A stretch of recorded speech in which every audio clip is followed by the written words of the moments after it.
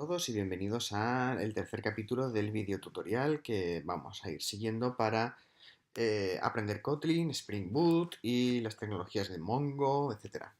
Tal como vimos en el capítulo anterior, tenemos nuestro proyecto TPV, en el cual básicamente creamos una función que devolvía una cadena JSON, que quiero recordar que era una especie de hola caracola o algo similar, y quedamos que en este capítulo haríamos nuestra conexión o nuestra primera conexión a MongoDB, que escribiríamos y que leeríamos datos directamente desde Mongo. Pues bien, vamos a ello. Vamos a abrir nuestro eh, entorno de desarrollo, nuestro IDE.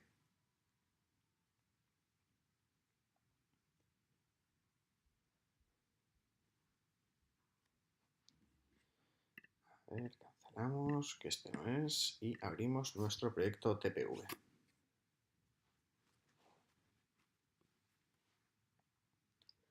Muy bien, aquí es justo donde lo dejamos. Bien, ahora básicamente vamos a conectarnos a la aplicación MongoDB Compass, que nos permite visualizar las diferentes bases de datos de Mongo que tenemos en nuestro servidor. Esta es la primera vez que la abro, por lo tanto va a tardar un poquito más.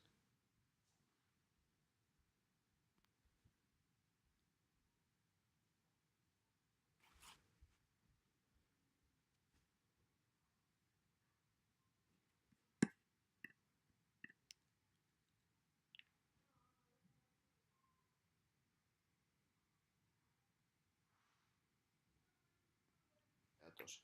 Bueno, vemos que tenemos tres colecciones, o tres, bueno, mejor dicho, tres bases de datos. Vienen por defecto en esta instancia de Mongo. Así que lo que vamos a hacer ahora es básicamente volver a nuestro proyecto y comenzar a preparar la estructura de Mongo. Lo primero que vamos a hacer, o que tenemos que hacer, es agregar la dependencia a nuestro fichero Gradle, ya que como vimos en el anterior episodio, solo creamos la aplicación con la dependencia de web, no la creamos con la dependencia de la base de datos de Mongo. Por lo tanto, no podemos acceder a ella hasta que lo agreguemos. Me vais a permitir la trampa de consultar el fichero Gradle de otro proyecto en el que sí que está para coger la librería, ya que no recuerdo exactamente cómo se llama. No, solo quiero abrir el archivo. Muy bien.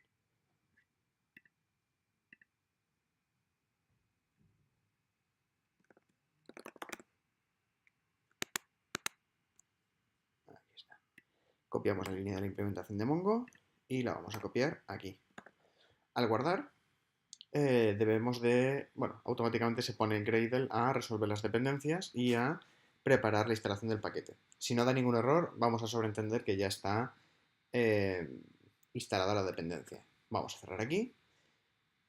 Perdón, voy a volver a abrirlo y recordemos, es la implementación org.springframework.boot spring boot starter data mongodb. Fácil, sencillo. Lo siguiente que debemos hacer es configurar las propiedades de nuestra conexión, es decir, indicarle a Spring Boot cómo vamos a conectarnos a nuestra base de datos MongoDB.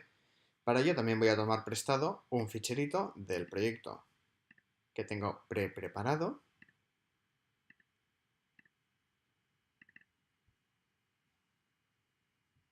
y del cual vamos a extraer la información.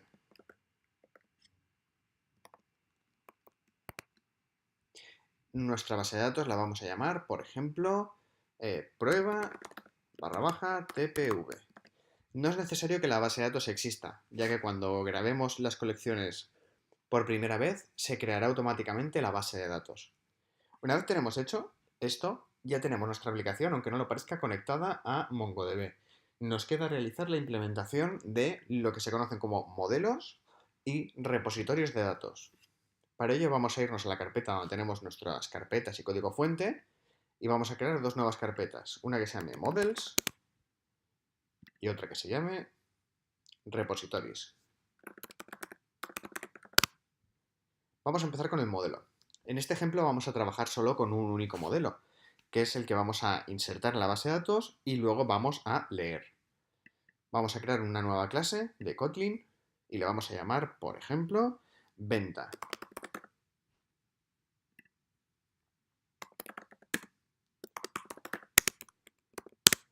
Aquí es donde debemos definir las propiedades que más adelante se guardarán en MongoDB.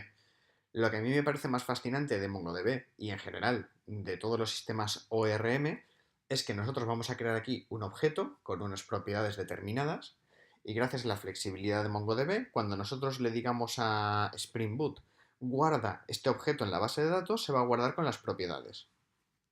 Para empezar necesitaremos como el ID único o la clave primaria, lo que conoceríamos como clave primaria del elemento en las bases de datos relacionales de toda la vida. Por lo tanto, vamos a crear var UUID de tipo string nulable, es decir, que pueda ser nulo, y por defecto va a ser nulo.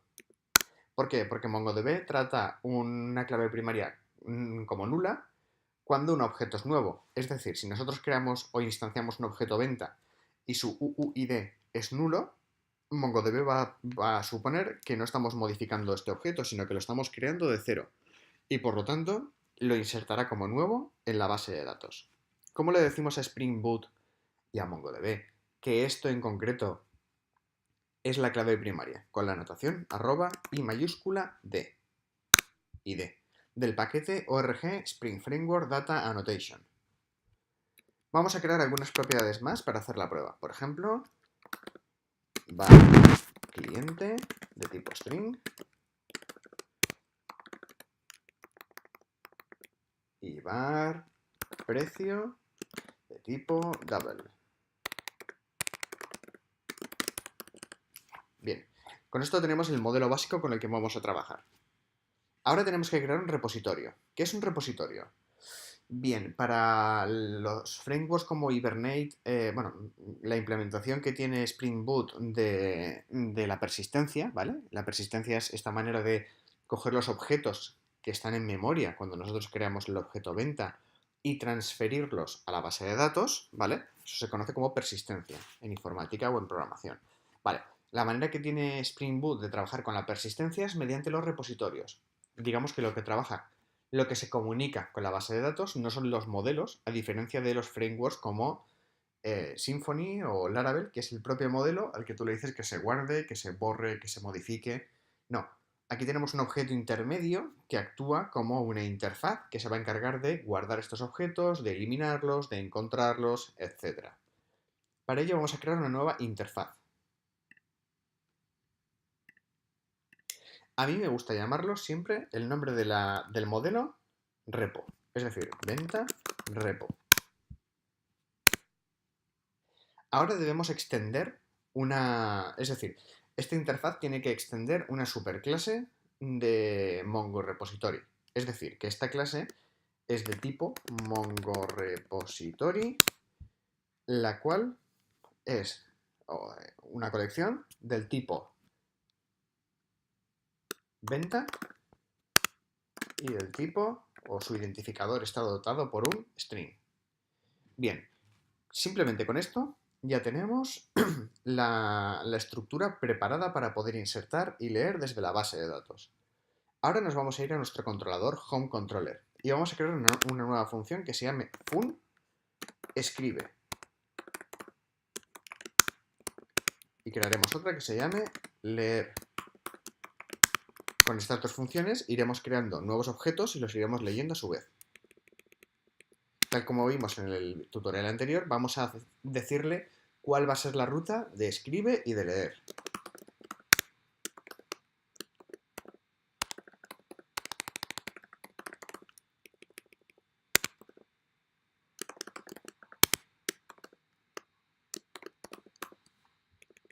Bien, ahora al controlador le tenemos que decir que puede trabajar con las variables, con los repositorios que van a contener los objetos. Es decir, digamos que tenemos que conectar nuestro controlador de Spring con el repositorio que va a trabajar con esos objetos. Esto lo vamos a hacer con varias cosas. La primera, una anotación auto-wired. Esto significa que se va a instanciar de una manera un poco diferente a lo que se haría una instanciación o una referencia habitual a un objeto y vamos a hacer referencia a la interfaz que acabamos de crear del repositorio, a venta repo. Ahora ponemos late init var. Aquí vamos a llamarle venta repo de tipo venta repo. Bien, este venta repo es una variable de clase disponible en todo el contexto de home controller y es con el que vamos a trabajar para escribir y leer datos sobre la base de datos de MongoDB. Vamos a irnos a la función escribe. La función escribe va a hacer un truco, una función muy sencilla. Va a crear un objeto, que va a ser siempre el mismo, no le vamos a pasar parámetros en esta ocasión, eso lo veremos en el siguiente episodio, la recepción de datos y su procesamiento. Lo va a escribir y luego la función de leer nos va a devolver la colección de esos objetos. Entonces, lo primero es crear ese objeto. ¿Vale? Pues, por ejemplo, obj de tipo venta es igual a una nueva venta. Vale, obj tenía, si no recuerdo mal, cliente, vamos a llamarle fulanito.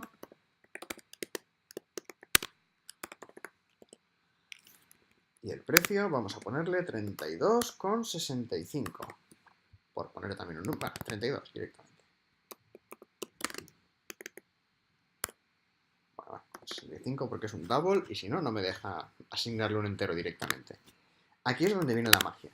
El objeto está en memoria. Tenemos el objeto venta que tiene un objeto, de tipo venta y está en memoria, no está guardado en la base de datos, todavía no ha ocurrido nada. Ahora es cuando vamos a guardar este objeto en la base de datos. ¿Cómo? Con el repositorio que tenemos aquí. ¿Y cómo? Pues llamando a ese venta repo, save, y aquí pasamos el objeto que acabamos de crear. De esta manera estaríamos creando los objetos, los estaríamos insertando en la base de datos. En lugar de probarlo directamente ya, vamos a acabar de escribir todo el código y luego vamos a ejecutar las pruebas con nuestro archiconocido Postman. Bien, ahora lo que vamos a hacer es preparar la función de lectura. Nos vamos a ir al repositorio. En el repositorio es donde nosotros definimos las definiciones de las funciones con las que vamos a operar contra la base de datos. Esto así explicado suena muy abstracto. De una manera más humana y resumida vamos a decir que en la interfaz vamos a crear nuestras funciones para buscar por el ID, buscar por nombre, borrar todos. Es decir, todas esas funciones con las que trabajamos, ¿vale? Con las clásicas bases de datos. Ojo, hay muchas funciones que ya existen, como el find by ID, el, qué sé yo, el save. Este save que acabamos de hacer aquí ya está implementado en este Mongo repository. De hecho, si entramos, deberíamos poder encontrar la función save. Y si no la encontramos es porque está en la superclase, porque esto a su vez hereda de varias clases. Bien, entonces, vamos a crear la definición. Vamos a crear un getAll, es decir, vamos a crear una función que nos devuelva todas las ventas de la base de datos.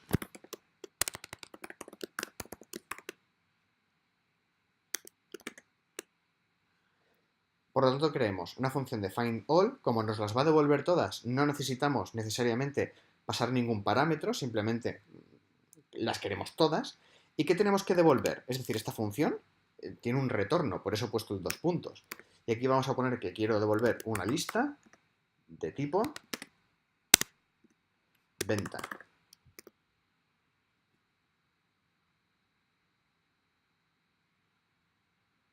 Vale, aquí lo que me está diciendo es que findAll ya existe. Para este ejemplo, ¿vale? Lo que vamos a hacer es ponerle otro nombre. Por ejemplo, busca todo. Porque findAll ya es una función que existe. Al igual que existía save, findAll también existe y hace exactamente lo que nosotros queríamos. Pero para el ejemplo nos viene bien crear nuestra propia función.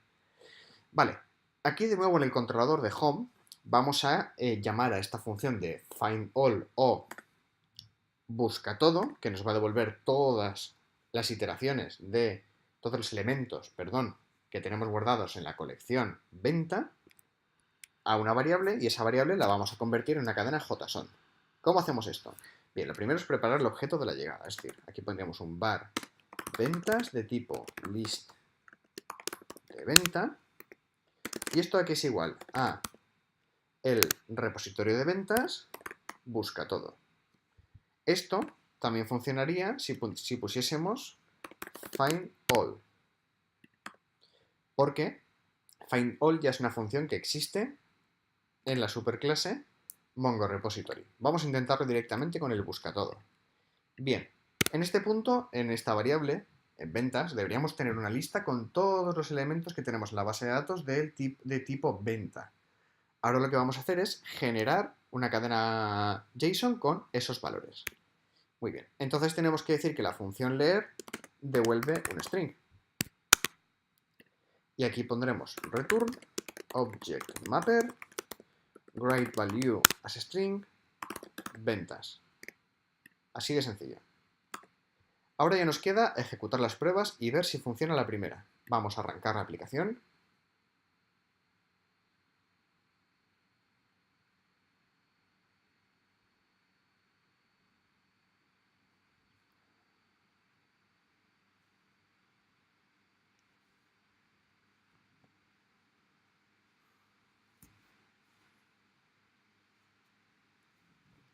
Y aquí parece que tenemos un fallito. No property for busca todo. Vale. Vale, no pasa nada. Vamos a eliminar la función de busca todo y vamos a utilizar la función que viene por defecto find all. Luego haremos un pequeño cambio para que veáis también cómo se pueden implementar estas funciones. O mejor todavía, esto lo dejaremos para el siguiente vídeo. Vamos a recompilar. No esperaba que saliera la primera.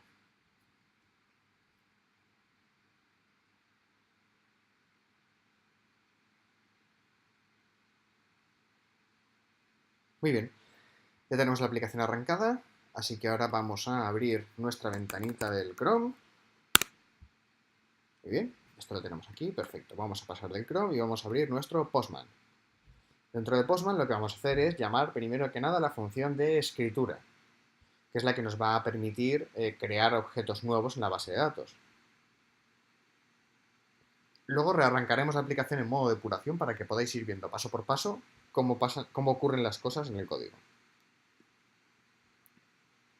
Bien, lo primero es llamar a nuestra función de creación, localhost 2.180 barra home barra escribe. A ver si funciona la primera. Bien, no da error. Y aquí vamos a recargar las bases de datos y mágicamente, bueno, más tecnológica que mágicamente, ha aparecido la colección prueba TPV. Si entramos en prueba TPV, vemos que tenemos una colección que se llama venta. Y si entramos en venta, veremos que tenemos un cliente fulanito con un precio 32,65. Si ejecutamos varias veces esta función, es decir, la llamada al servidor, veremos cómo se nos ha creado varias veces estos objetos. Ahora vamos a ejecutar la prueba contraria. Vamos a leer desde la base de datos con la función que hemos creado de leer.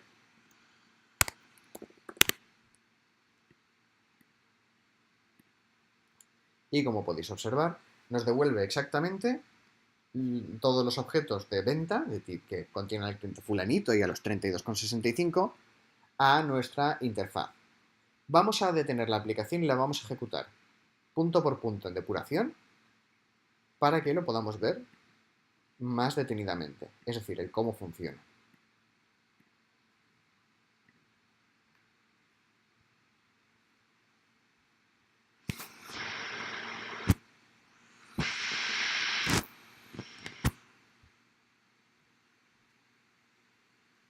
Una vez arrancado, lo primero que vamos a hacer es leer. Bien, se nos detiene en este punto. Hemos llegado a esta línea de ejecución. Si vamos al siguiente punto, vemos que en ventas ya se han cargado todos los objetos que vienen de la base de datos. Y en el Object Mapper WriteValue as String lo que hacemos es convertirlo a una cadena JSON. Vamos a probar ahora a escribir para verlo punto a punto. En este punto tenemos el objeto obj de tipo venta que todavía no existe en el contexto. Muy bien. En la siguiente línea obj ya existe, pero está vacío, no tiene valores. En el siguiente cliente ha sido asignado a fulanito y en el siguiente El objeto ya tiene el valor de precio con 32,65. Finalmente queda ejecutar el guardado del objeto, tras lo cual la ejecución finaliza y ya tenemos el objeto incorporado en la base de datos. De hecho, si ahora teníamos 6, si le damos a find, esto a veces pasa, ahora ya tenemos 7, es decir, se ha insertado uno nuevo. Y bien, hasta aquí el vídeo de hoy con estas pruebas y este tutorial de Kotlin que ha dado un par de fallitos, pero bueno, ha salido adelante al final. Así que nada, en el próximo vídeo seguiremos profundizando, recibiremos datos, en lugar de escribirlos aquí a piñón directamente, recibiremos datos, aprenderemos a leerlos, ¿vale? Con Kotlin y su implementación del Object Mapper, de este lector o decodificador o como lo queramos llamar de JSON o JSON. Y también crearemos algunas funciones para buscar a las ventas por cliente o por precio, etcétera. Es decir, lo complicaremos un poquito más cada vez. Nos vemos en el siguiente capítulo y hasta la próxima.